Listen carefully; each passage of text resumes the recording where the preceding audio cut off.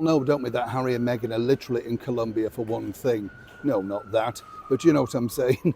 The one thing that they're looking for, which is, of course, money, paychecks, prestige, and a chance, of course, for Madame to be literally photographed beaming, smiling in an array of frocks that she's obviously spent some time picking out in the back bedroom to think, would this look good in Colombia? Yes. And clearly, as the staff evolving and nobody dares say no, well, clearly she needs to find some friends. Ever since, of course, she let go of her friend stroke stylist, things have been a little bit skew-whiff for Meghan on the fashion front. But here's where it gets really interesting, because this is the real root of exactly what the charlatan fake tour from Meghan and Harry is all about. As ever, let me explain. Hi, good to see you. Thank you so much as ever for your time. I'll have a lovely wave. You all right today? Apparently going to be another one of the hottest days here in London. I love the announcer at this though, you know, and you think, look, it's summer. We know it's going to be warm. We know we have to take water. Do you have these ridiculous signage things and stuff like that on the transport? Don't forget to take some water. If you're warm, no, never think of that, you know. And if you need to sit down, ask somebody for a seat. No, I thought I'd just knock my own up while I was waiting on the platform. Don't be ridiculous, you know. We're not all that stupid. We've got to this point in our lives, we know, don't we? The trouble is, do the younger generation still give up seats? Yes, there's a question. I'll leave you to ponder that one in the comments below. I've found, majority, are very polite, in fact, to the older generation, but there's always one or two, isn't there, that could learn a few manners. Now, back as ever to your royal story of the day. This story, as I say, is literally very interesting because, as you can see, Harry and Meghan are controlling the whole narrative of this fake royal tour. This is because they've got their own photographer, they own the rights of the pictures, and they've got the usual videographer filming everything to make them look in the very best light.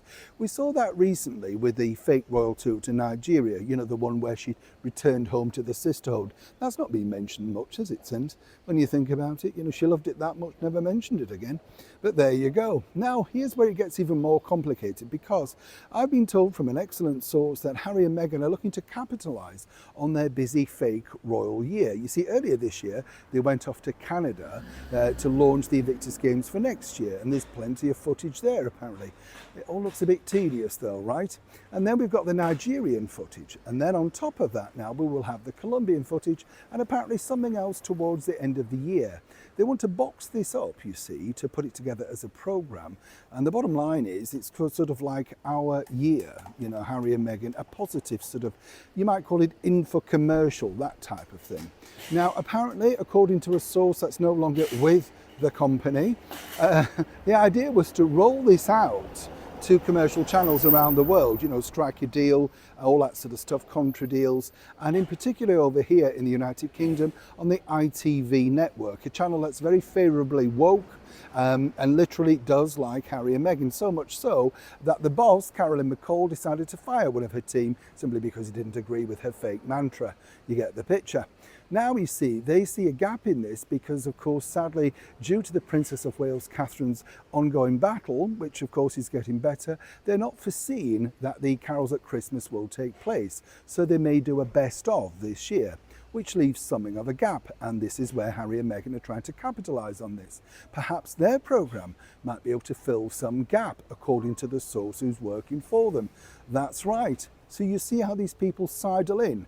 Now, I'm not being disrespectful here, but Carols at Christmas is a lovely product that the Princess of Wales has curated herself, put a lot of effort in, and I think it's one of those stalemates now that we like to look for literally on Christmas Eve. She's made that her own, and I think it'll still be popular even if they do a best of. But to think that the other option would be, well, Harry and Meghan's year, well, haven't we seen it all played out? And we've brought it all exclusively here on this channel, so who on earth would tune in? This could prove catastrophic for ITV if they decide to go down this route, because that could be the final nail in the coffin for Carols at Christmas from the Princess of Wales. Either way, this is a big developing story. When I know more, you'll know more. Neil Sean in the very heart of London.